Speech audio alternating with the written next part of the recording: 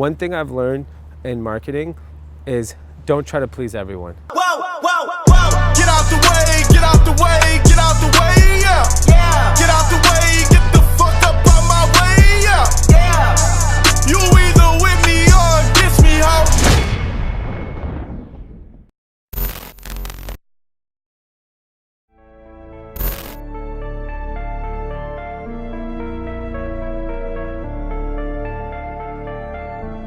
That boy is Benny. I'm Corey Hartwyk. I oversee sales at Montfrere. We're a men's denim line that's sold at top retailers throughout the country. Bergdorf Goodman, Barney's. We're launching with Nordstrom soon and top independent retail stores. The reason why I wanted to talk to you, D, is because right now we're a wholesale brand. We've got an amazing product. We're at the right stores. We're kind of positioned for immediate, quick growth, but I know as kind of the world's evolving rapidly, we need to build out a direct-to-consumer strategy. We need to build out e-commerce. We need to build out brand awareness, and that's not my DNA or background. My DNA and background is how to launch a huge global wholesale brand, how to work with the partners to, develop brand awareness and sell a lot of goods. But at the same time, I know that I need to start talking directly to my customer to build a long-term brand and how to develop like an e-commerce strategy. So that's what I'm really hoping to kind of learn from you and get your feedback on. And where are you at that point? Have you guys launched the website? And yeah, so we have a website, but our website's strictly informational. So we show the styles, we show the fits, and we actually use our website to funnel sales and traffic to our partners' e-commerce. Okay. So we're using our website now to drive business to our partners online. Got it.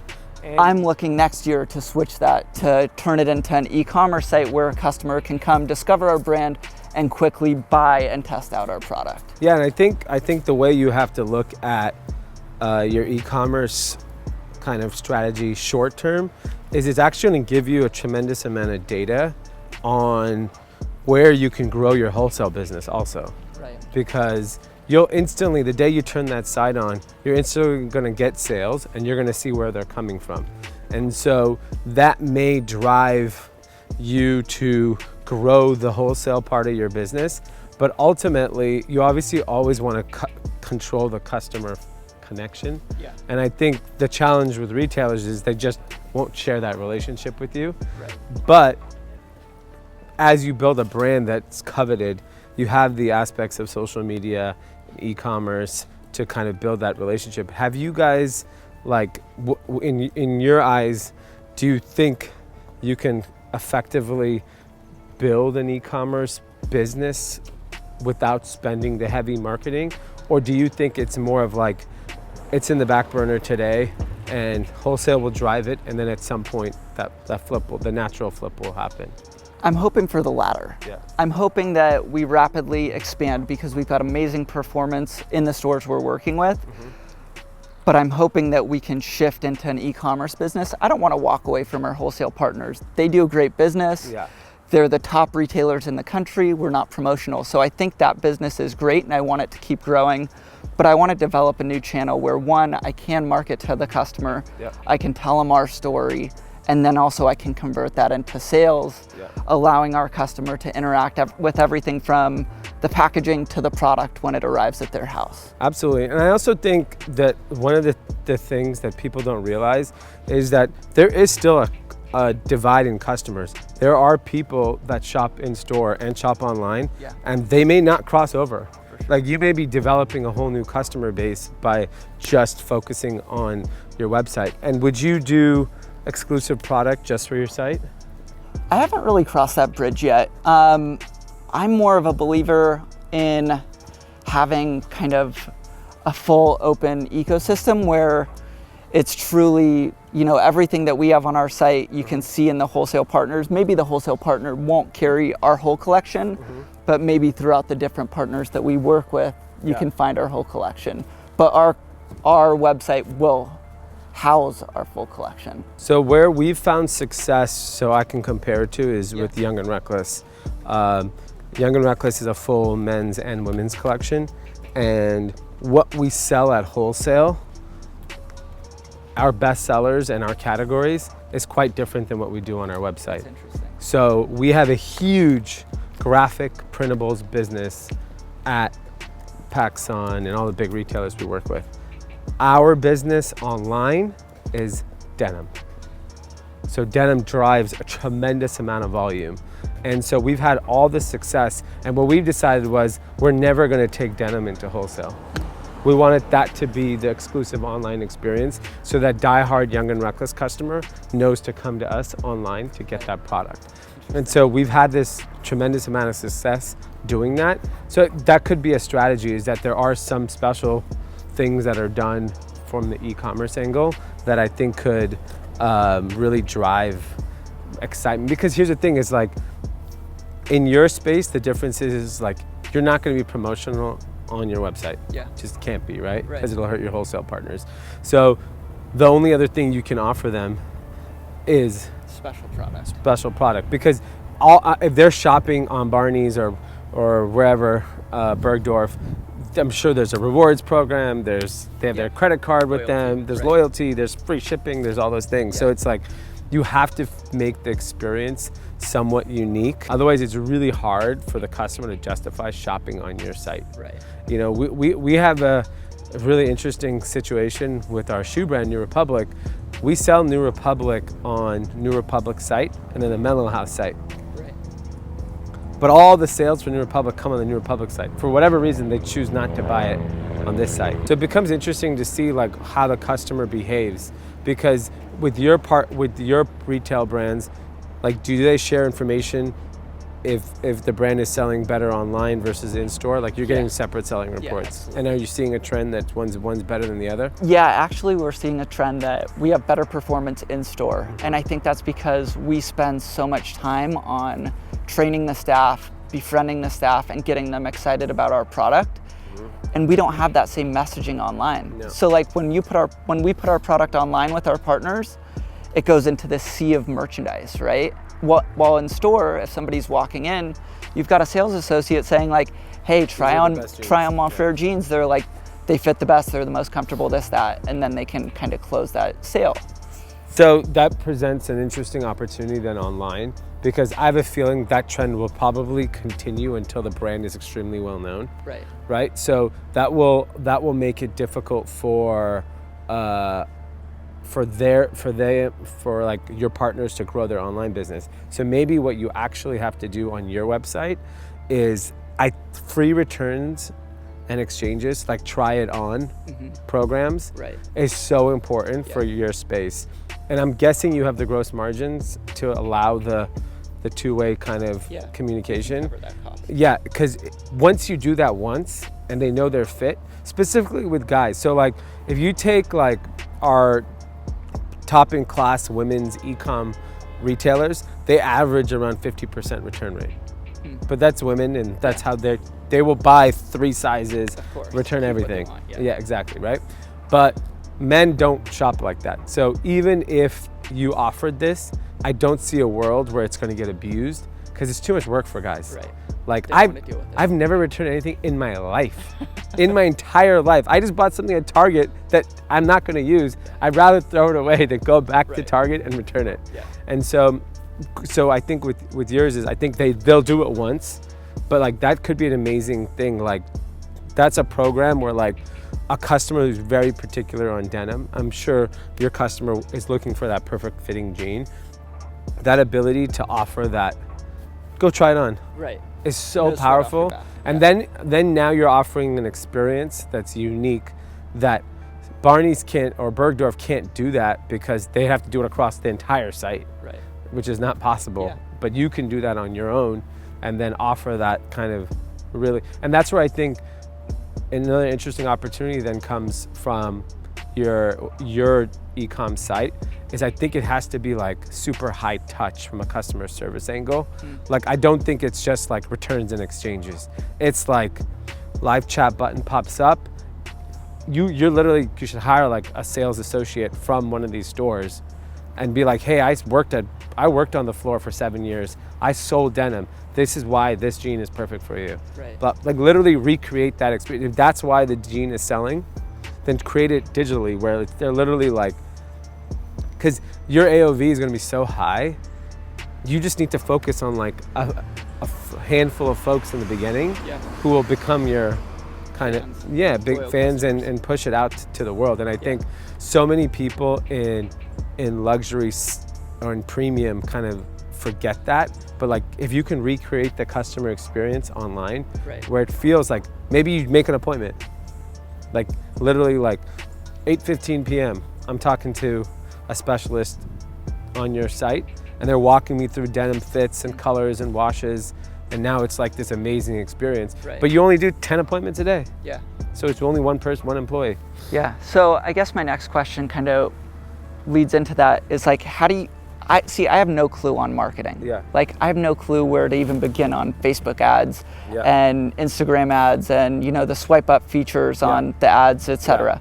You know, we're just starting to toy with using influencers to promote and market our product. So we've gotten lucky, like Jeremy Piven, who's the baseball player that dates J-Lo, A-Rod's worn our jeans, like a handful of like huge people and huge names have worn our jeans and enjoy them and ask for more. John Legend, you know, but still we don't know how to utilize those assets to really tell our story.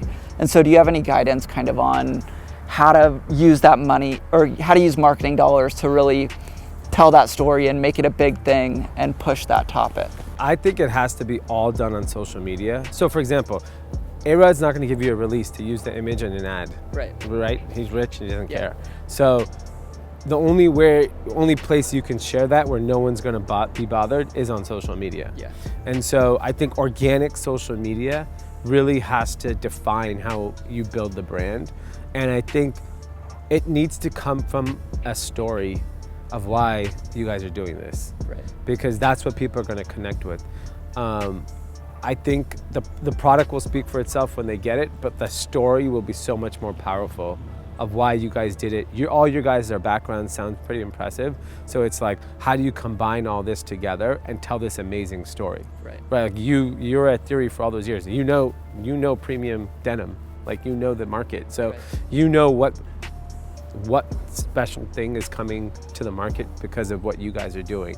So I think it's like telling that story is number one. And you just have to be active on it, right? And I truly believe, specifically in fashion, you gotta have a face. Because I think it's who they're gonna connect with. And streetwear brands do it the best. For sure. It's like, and look, Virgil went from streetwear dude to luxury god in like 5 years. And so, but he told the story through social. And his progression and his excitement as like a human being. And that lifestyle is what's gonna sell the jean. Like you associate everything you guys stand for, then people are gonna be like, that's what this denim brand is about. And not just a great fit, you know. Because if it was just about a fit, you'll hit a wall at a certain point. Of course, you'll be knocked off, or you'll be fast followers will kind of chase you down and do it for a sharper price point. Exactly. And then the big denim guys will eventually do it. But you're at a price point where you have the luxury to be patient and tell a story. I just think that story is so much more powerful than pushing product down people's throats. Like how many pictures of flats of a denim can you really like on Instagram, right? I think once a season you put it, you're good. But it's really about like why you guys are doing this, how do you see the future of this market? Like tell that story so people can connect with it, because what you guys may think is that no one cares about is what people care about. You know, they want to know how you guys are building the brand, that it's a smaller brand going against the big guy. Tell that story. That's an amazing story. And then when they see you win, they win with you. That's true. As customers. And I think that's such like a overlooked thing. And at the end of the day, it's not about how many followers you have, it's the engagement of those people. And so like if you have 1,000 super engaged people, that is so valuable to building your brand. Because then you have 1,000 people screaming your brand every time they go somewhere. And I think a lot of it is just asking your customers. And that's what e-com allows you to do, right? You send a note, if you love these jeans, can you please share it? It's like we literally on our podcast, we literally ask, can you share this?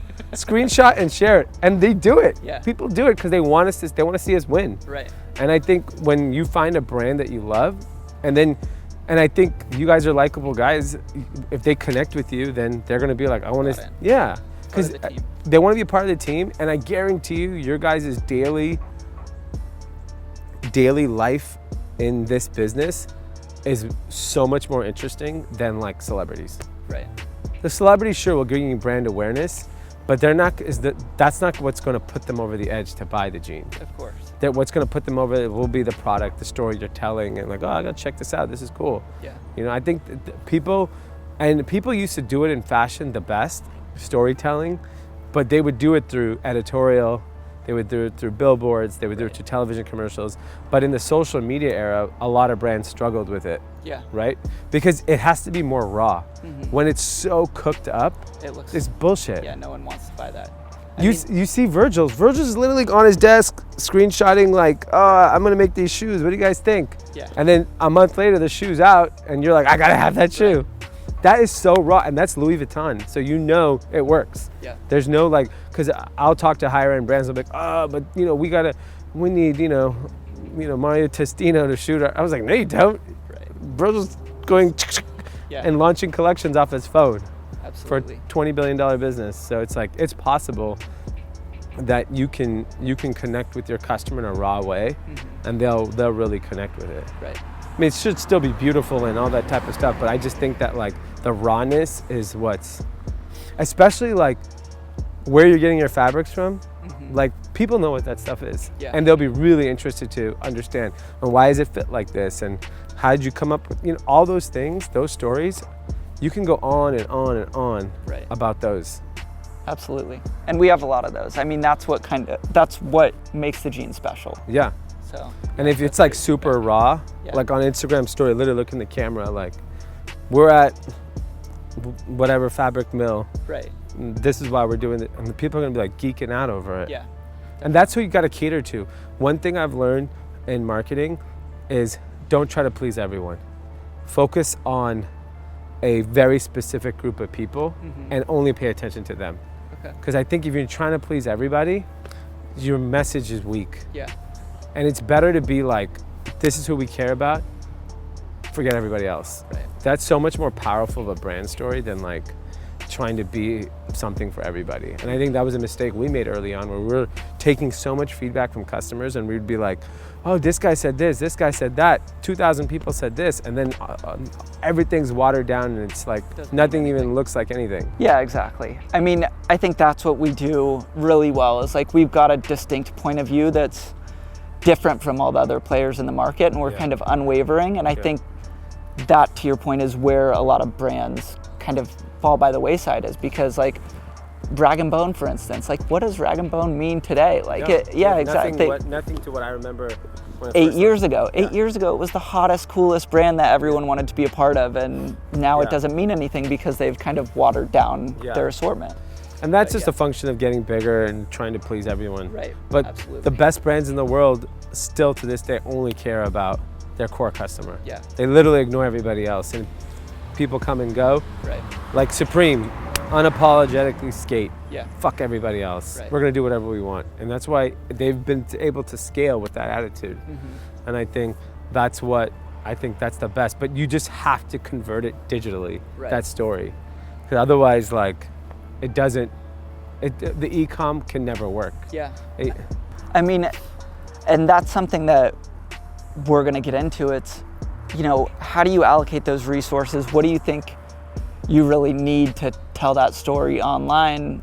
Do you need to invest in a designated person to like do, social media marketing? Do you need to invest or? Yeah, so what you really need is, instead of investing in ads off the bat, invest in retargeting 100%. Person comes to your site, they should be followed all over the internet till they make a purchase. Sure, that's a great use of money, but where I would spend the money is not, instead of prospecting ads and spending all kinds of money trying to reach all these people, invest in the creation of content. So you need to hire someone that is a photographer, videographer, and editor. and they can also be the producer of the content, and they're just literally following you around, capturing the story of the business. Right. And that's what's on social media. That's on your website. That's the type of stuff that customers are going to be like super excited about, instead of buying ads. Yeah. Ads is a drug. Right. Everyone's hooked on it. Yeah, I mean, I think, exactly, I totally agree. I just haven't played in that world, and so, like Stitch Fix, for example, Yeah. like you saw their like customer acquisition go up and up, but when you read through their financial statements, like you were blown away by how much they're spending to get that, and then the sudden they plateaued with their like customer acquisition, their stock, you know, split. It's like half of the value it was. And that's what the fundamental flaw at the end of the day. The customer views Stitch Fix as a service, not as a brand. Right. It's not the trust that they're building with the customer. That would have been the brand story that I'd be telling. Yeah. But instead they're like, oh, we have robots telling you what kind of jeans you want. I don't want a robot telling me what kind of jeans I want. Like, I don't believe that what you wear to forever will always be an emotional purchase. Right. It has to make you feel a certain way. I don't think I'm just, this is the one place where I'm anti-technology, is like data telling you what to wear. Maybe it can help for fit. Right. I do truly believe that data can help get the perfect fit, but I don't believe that it will ultimately make you feel a certain way. Yeah. Like some automated service told me that these jeans are gonna fit me the best. Right. That's not cool. Yeah. They'll never be cool. Yeah. And I think that's where, when you look at a business like Stitch Fix, they're selling you data, they're selling you a service, and they're not building a brand connection. And they're going to be spending millions and millions of dollars to keep that funnel. Otherwise, because they know they're losing customers. Right. Every day, people are walking out the door, Yeah. and you can't keep it. And we've learned that in our business too. You lose customers. How do you keep them? Build a relationship with them, a real relationship where it's an emotional connection. And that's the world you guys come from. Right. Like those brands were the best at it. Yeah. And so, but they have not figured out digitally how to do it. And I think the people that have done it, I think you gotta look at streetwear brands. Jerry Lorenzo, Virgil, those dudes, their storytelling, Mike Amiri. Yeah. Mike Amiri's walking you through his SS19 collection. Yeah.